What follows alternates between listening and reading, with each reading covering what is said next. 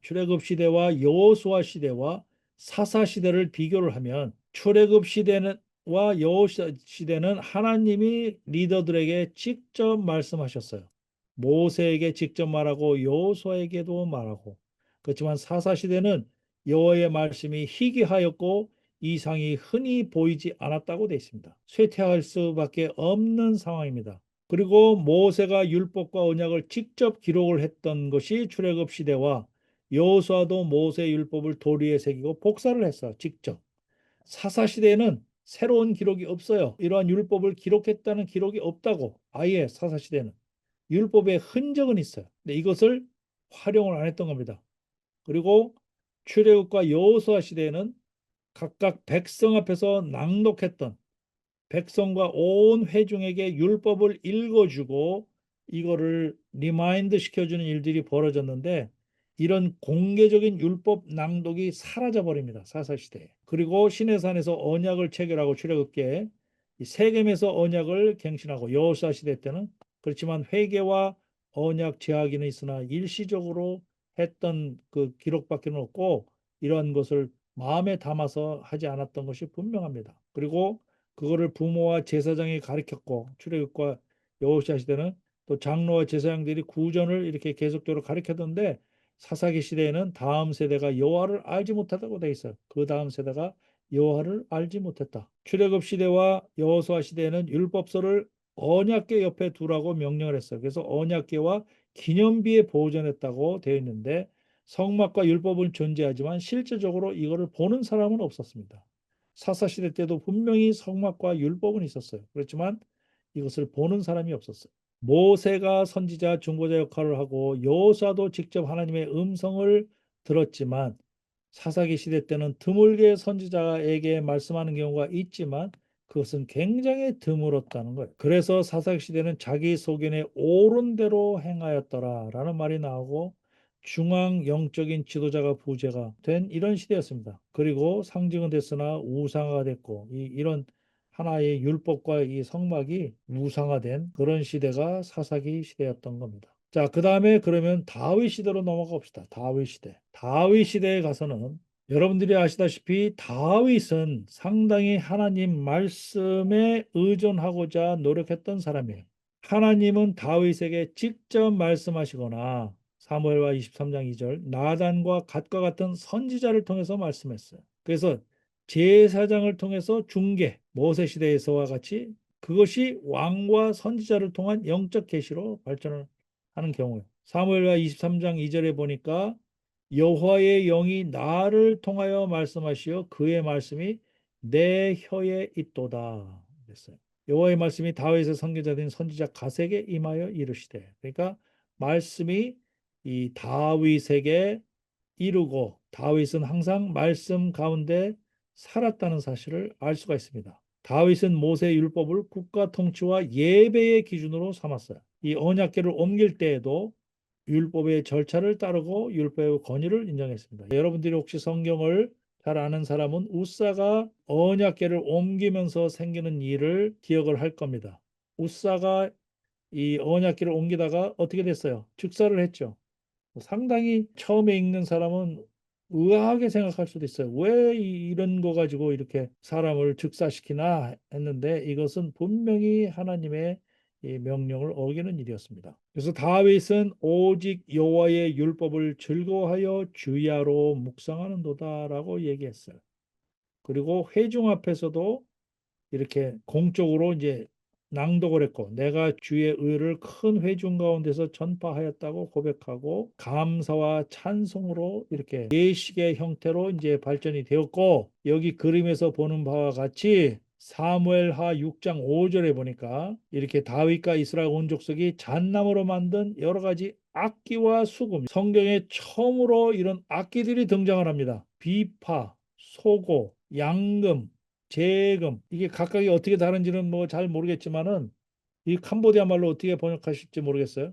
수금, 이거 뭐 영어로는 하프예요. 하프, 비파, 솔터리스, 소고, 팀브렐스, 양급, 코넷, 재금, 크림벨스 이런 거를 여호와 앞에서 주악하더라. 이렇게 이제 예배 때 이제 찬양이 들어가는 거죠. 찬양과 이제 악기가 들어가는 거예요. 이 다윗 시대에 와서 상당히 다양한 형태의 예배로 이제 발전해 갔다는 사실을 이제 알 수가 있죠. 자, 그리고 이 언약궤를 예루살렘으로 모셔옵니다. 언약궤를 모셔오면서 다윗이 춤추는 장면이 있어요. 기억나시나요? 이렇게 언약궤를 모셔오면서 다윗이 이렇게 춤을 췄어요. 거의 발가벗고 춤췄다고 돼 있어요. 이거를 사울의 딸인 미갈이 비웃었죠, 이걸.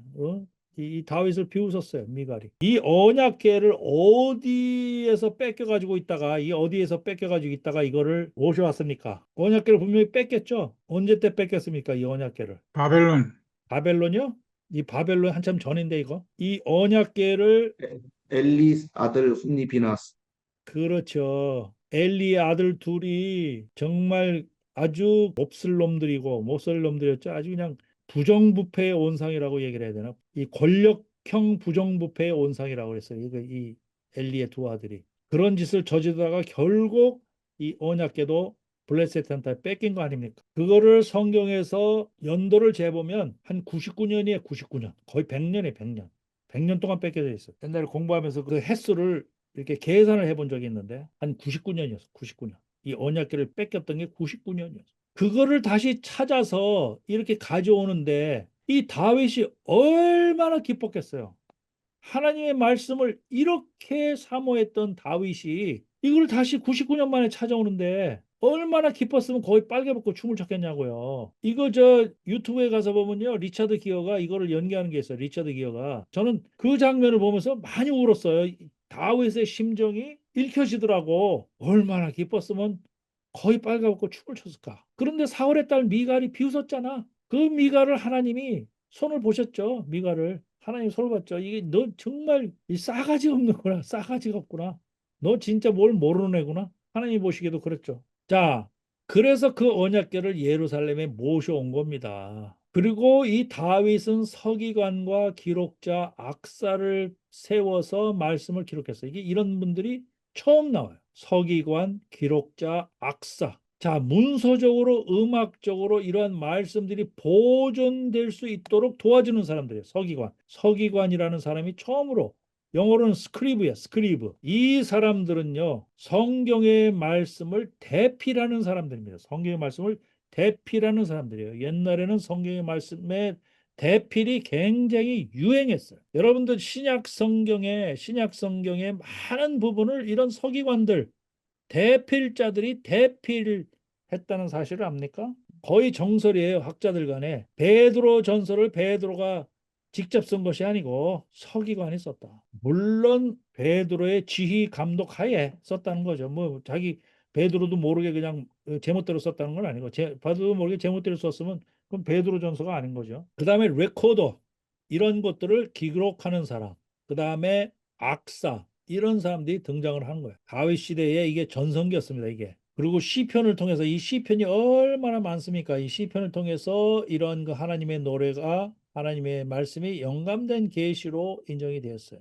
그리고 이 국가적으로 율법을 이렇게 예배를 한 겁니다. 국가적으로. 그러면 그렇다고 해서 범죄가 없었냐? 다윗이 범죄를 했죠. 이 시대에도 다윗을 비롯해서 뭐 압살롬을 비롯해서 이 범죄한 기록들을 보면은요, 뭐 굉장히 많아요. 이런 그러니까 하나님의 말씀이 이렇게 존중되고 지켜지는데도 한쪽에서는 또 범죄하는 경우가 많다고요. 이렇게 하는데도 그건 그럴 수밖에 없어요. 지금 현대도 보면 알죠. 뭐 지금 뭐 교회에서 말씀이 선포가 되고 뭐 말씀으로 뭐 이렇게 한다고 해서 무슨 교회에 범죄가 없는 것도 아니고 그 말씀하고 상관없이 범죄가 엄청나게 일어납니다. 말씀이 없었을 때는 뭐 더 할 나위가 없는 거고 말씀이 없었을 때는 그건 뭐 두말할 것도 없지만은 그래도 말씀이 있었을 때가 없었을 때보다는 나은 거예요. 자, 솔로몬 시대 때 봅시다. 솔로몬은 초창기 때는 잘 나갔어요. 그래도 다윗의 아버지의 영향을 받아가지고 초창기 때는 왕이 되자마자 하나님의 율법에 따라 다스릴 지혜를 구하며 진심으로 하나님을 경외했다 그랬어요.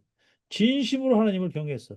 초창기 때는 이 말은 진심이죠. 요때는 진심이죠. 열왕기상 3장 9절에 보니까 누가 주의 이 많은 백성을 재판할 수 있사오리까 듣는 마음을 종에게 주사 주의 백성을 재판하여 선악을 분별하게 하옵소서. 재판을 못 하겠으니까 이제 지혜를 달라고 그런 거잖아요. 참 지혜로운 발상이죠. 지혜를 달라고. 뭐를 줄까 했더니 지혜를 달라. 정말 지혜가 있으면 뭐 재물은 따라오는 거 아니에요? 지혜가 있으면 지혜가 없는 사람은 재물도 없는 거죠. 그야말로. 그래서 이 잠언에도 보면 잠언에도 솔로몬이 쓴 게 있고 안 쓴 게 있고 이제 그렇지만 좌우지간 율법적 가치관을 반영하여 순종이 생명과 복의 길이 성전에 설계를 했고 성전을 봉헌을 했고 이 솔로몬 시대에 와서 이 성전을 지었잖아요. 그렇지만 언제부터 달라지기 시작했냐? 성전 건축 후부터 달라지기 시작합니다. 솔로몬은 신명기 17장 16절에서 17절을 어깁니다. 여기 신명기 17장 16절에서 17절이 뭐라고 되어 있냐면 왕된 자는 말을 많이 두지 말 것이며 홀스를 말하는 겁니다. 홀스, 말을 많이 얻으려고 그 백성을 애굽으로 돌아가게 말 것이니 이는 여호와께 너희에게 이르시기를 너희가 이후에는 그 길로 다시 돌아가지 말 것이라. 그래서 아내를 많이 두어서 그 마음이 미혹되게 말 것이며 은금을 자기를 위하여 많이 쌓지 말 것이니라. 이 성전을 지으면서 이 시바의 여왕이 방문을 했죠. 이 성경에는 없지만 이 시바의 여왕, 이게 예멘의 여왕으로 돼 있어요. 시바의 여왕이라는 게 예멘. 방문해가지고 이제 솔로몬한테 이제 지혜를 구하고 뭐 어쩌고 이제 하는 얘기가 나오는데 요세푸스 같은 데 보면 이 시바의 여인하고 솔로몬 사이에 애가 생깁니다. 이 다음부터 이제 솔로몬이 성전 지은 다음부터 이렇게 여인이 또 이렇게 있고 난 다음부터 이제 뭐 솔로몬이 달라지기 시작하는데 그게 바로 열왕기상 8장 이후부터입니다. 열왕기상 8장 이후부터에 솔로몬의 성전을 짓고 그 언약궤를 율법과 언약궤를 어느 구석탱이에 이제 처박아 놓겠죠. 이 언약궤를 이제 더 이상 언약궤를 처음에는 잘 모신다고 했는데 그거를 어디다가 처박아 놓고 그 다음부터는 잊어버린 거예요. 이걸 보지도 않은 거예요. 언약궤를 옮기고 난 다음부터 그 다음부터는 이제 이렇게 우상 숭배를 하기 시작하고 솔로몬의 마음은 이방 신들에게 돌아가 율법 중심 신앙을 잃었다. 솔로몬의 왕이 바로의 딸 외에 이방의 많은 여인을 사랑하였으니 곧 모압과 암몬과 에돔과 시돈과 헷 여인이라. 그가 또 그의 이방 여인들을 위하여 다 그와 같이 한지라. 그들이 자기의 신들에게 분항하며 제사하였다. 이랬어요. 솔로몬이 이제 이 말씀을 이제 잊어버린 거죠. 그래서 그 말년이 참 비참하게 되는 거죠. 근데 여러분들 성경에 보면 금방 이렇게 우상 숭배를 하는데 여러분들 의문 생기지 않으세요? 왜 이렇게 우상 숭배 그렇게 쉽게 그냥 확 빠져드나? 예외 없이 뭐 우상 숭배하는 게 그 좋다고 그 돌덩어리 갖다 놓고 숭배하는 게 뭐가 좋다고 우상 숭배를 하나? 그런 의문 가신 적 없으세요? 왜 우상 숭배에 그렇게 쉽게 빠져들까요? 이거 지금에 비교해서 생각하면 아주 간단해요. 한마디로 우상 숭배하는 건요. 뭐 이거 하지 마라, 저거 하지 마라, 뭐 정말 거룩하게 뭐 하라, 뭐 이거 지켜야 된다, 저거 지켜야 된다. 그 골치 아픈 게 없어요. 아주 인간의 본능에 가까운 게 우상 숭배야. 본능에 가깝게 만들어 놓은 게 우상 숭배라고. 아주 음란하게 구는 것이 우상 숭배고 그거를 아주 합리화돼 있잖아요. 그 우상 숭배 한 모습이잖아. 여인하고 놀고 음란하게 하고 뭐 또 무슨 그 금전적인 거 밝히고 방탕하게 굴고 사치하고 향락하고 하는 것이 우상 숭배하는 것으로는 그냥 합리화되는 거예요. 그게 우상 숭배 한 형태로 하는 거예요. 그게 너무나도 쉬운 거예요. 그거는 그리고 너무나도 인간의 본성에 맞아. 그렇게 빠져들기 쉬운 거야. 아, 이건 너무 좋은 거. 지금도 마찬가지예요. 사람들이 돈에 빠져들고 방탕에 빠져들고 뭐 하여튼 여러 가지 하고 싶은 대로 하는 거에 빠져드는 것이 훨씬 쉽죠. 뭐 이거 지키고 저거 지키고 사는 것보다 하기 쉬워서 그래. 이거 하기 쉽고 이거는 훨씬 인간의 본능에 가까워서 이거 그 금방 일로 빠져드는 거예요. 이게 말씀이 없으면 이거에 빠져들 수밖에 없는 거예요. 더군다나 이런 그 이방의 많은 여인들이 숭배하는 게 다 우상 숭배니까 여인의 비율을 맞추다 보면 또 빠져들게 돼 있는 거죠. 지금 이 돈에 대한 숭배가 이게 똑같은 겁니다. 이 우상 숭배라는 것이 지금은 돈의 숭배로 이제 딱 나타난 거죠. 돈의 숭배. 이거는 기독교인이든 뭐 어느 누구든 상관없이 그냥 이 돈에 대한 숭배는 다 빠져드는 거예요. 얼마 전에 무슨 그 뭐 금 거북이가 등장하던데 금 거북이 아니라 뭐 모래도 갖다 바칠 판이니까 자기들의 그 욕심을 위해서는 자 이런 것들이 이 솔로몬의 말씀을 잊어버린 행각이 거의 요시아 때까지 가는 겁니다. 요시아 왕 때까지 몇 년 동안 약 한 340년 동안 솔로몬 후반기 때부터 요시아 왕 때까지가 340년이에요. 그러니까 아까 어떻게 됐어요? 사사기 시대도 340년이고 사사기 시대도 약 300년이고 이 왕정 시대가 와가지고 솔로몬 이후에 이제 왕정 시대가 분할이 되잖아요. 북이스라엘과 남유다로 갈라져 버리는데, 갈라지고 나서 이제 왕정 시대가 되는데, 왕정 시대에는 거의 말씀이 잊혀진 시대입니다. 그게 340년이에요. 사사기 340년 가고 다윗과 솔로몬 때 잠깐 몇십 년 동안 이 말씀이 번성을 하다가 또 340년 동안 말씀의 암흑기가 오게 되는 거예요. 자, 그래서 솔로몬의 초기 순종 이후의 쇠퇴기, 이제 BC 960년에서 930년경까지예요. 성전 봉헌 후 솔로몬은 율법에 대한 공적 관심을 점차 잃어버렸다. 신명기 17장 16절 17절에 말과 아내와 이런 것들을 축적하지 말라고 그랬는데 그런 거를 어기면서 율법의 낭독이나 교육 기록이 완전히 사라져 버렸어요. 그리고 언약궤와 율법 판도에 대해서 더 이상 언급되지 않아요. 여러분들 조심 한번 보세요. 열왕기상 8장 이후에 율법을 대중 앞에서 낭독했다든지 뭐 자녀들한테 이런 율법 교육을 시켰다든지 하는 말이 나오나? 그러고 나서 북이스라엘과 남유다로 분열됐어요. 주전 930년에. 북이스라엘의 여로보암은 금송아지 숭배를 제정을 했어. 아예 금송아지 숭배를 제정했어. 그래서 십계명을 정면으로 위반했고 남유다 역시 산당과 지역 제단을 허용하며 율법 중심 예배를 상실했다. 이제 율법은 공적으로 읽혀지거나 공적으로 다짐을 하거나 공적으로 교육하거나 공적으로 적용을 시키거나 하는 그런 거 없이 정치적, 종교적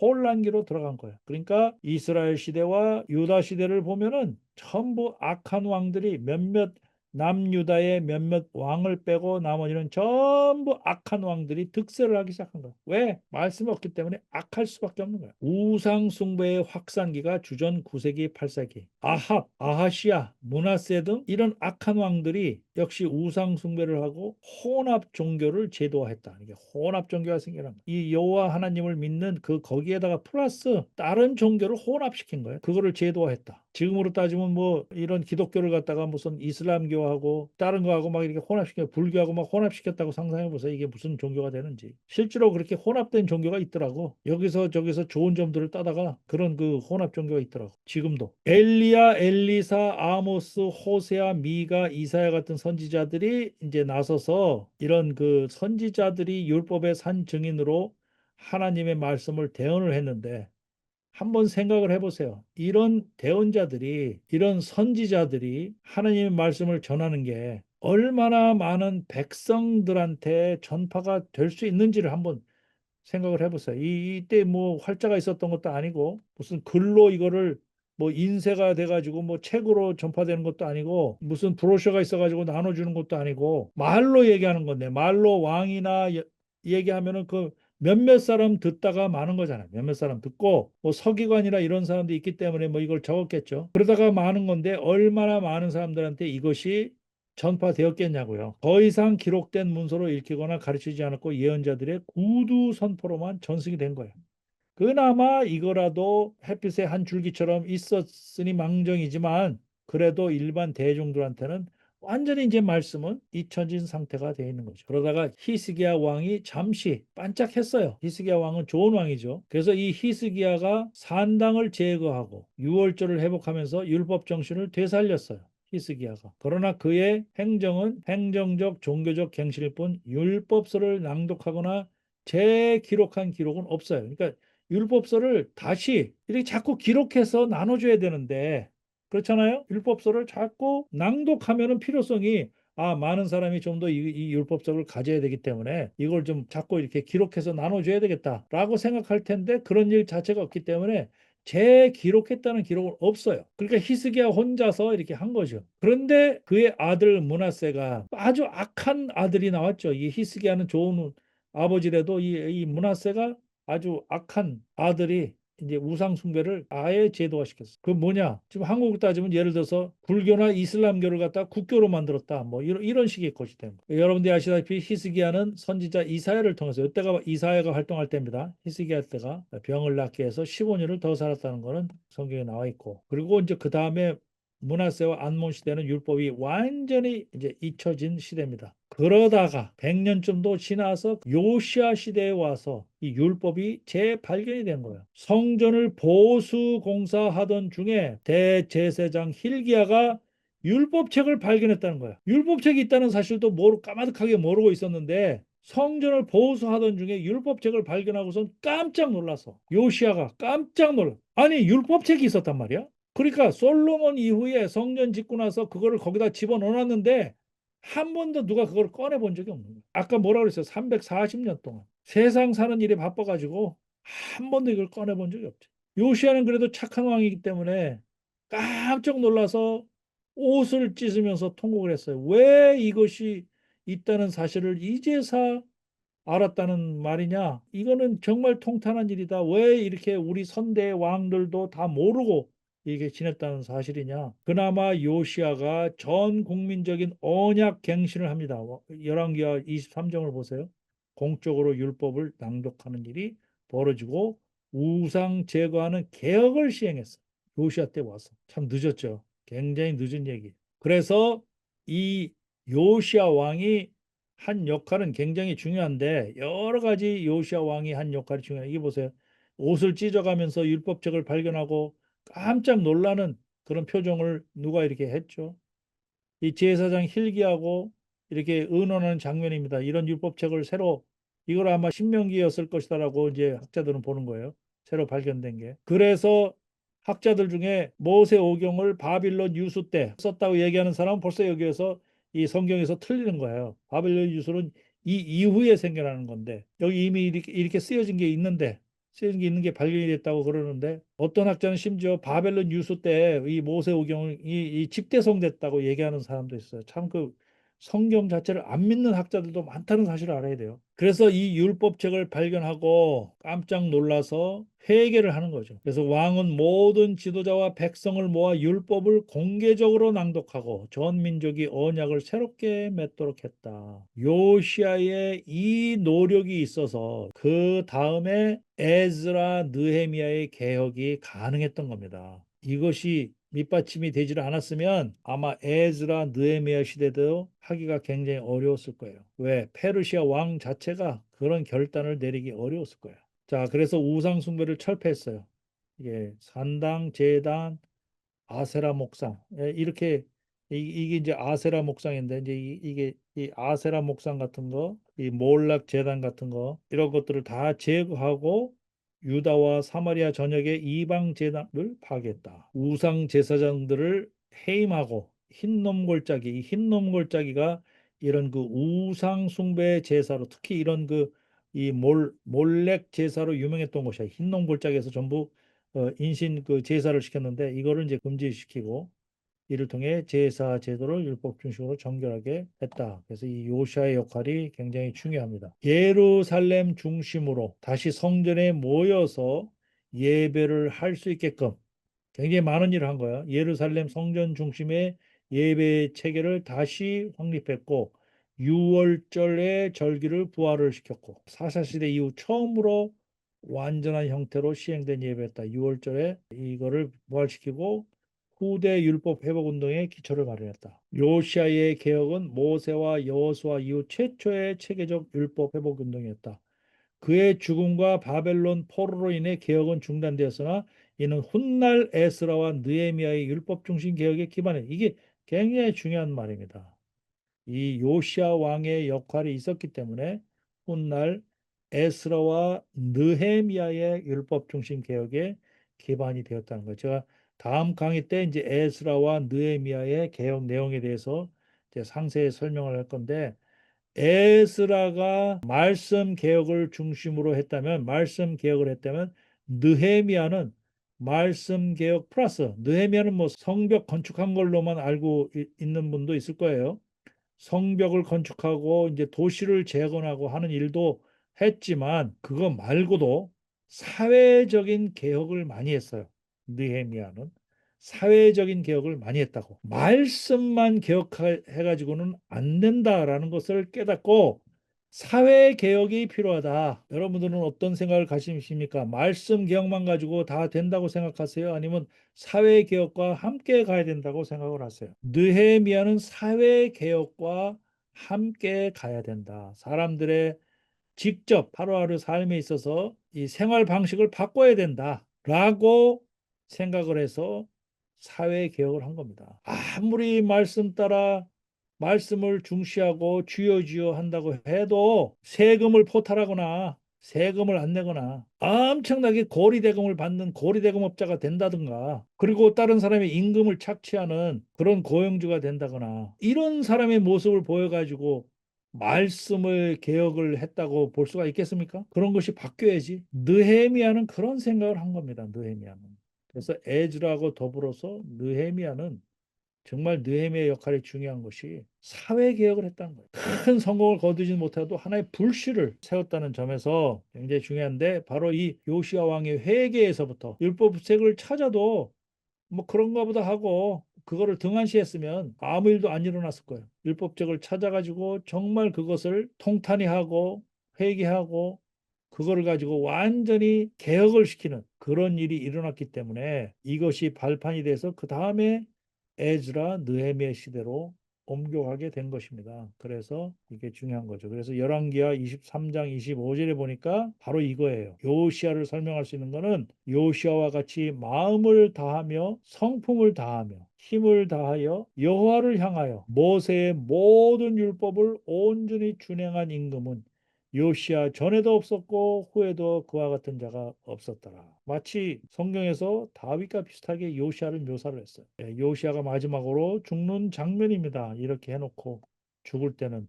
그야말로 얼마나 홀가분하게 죽을 수 있겠습니까? 죽을 때 홀가분하게 죽으려면 이 요시야처럼 살아야 된다고 생각할 수 있죠. 자, 오늘 강의는 여기까지입니다. 성경의 현장을 찾아가는 여기는 갱한 TV. 성경의 현장을 찾아가는 여기는 갱한 TV. From 이집 노예의 삶을 끝내고 홍해를 건너 물샘 가득한 엘림을 지나 불과 구름 기둥 따라 광야 지나 마침내 다 다른 신의 산 하나님의 음성이 들리는 곳. 살아계신 하나님의 말씀은 진실된 믿음의 기록. 우리는 진리의 길을 찾아가는 엑소두스 아카데미.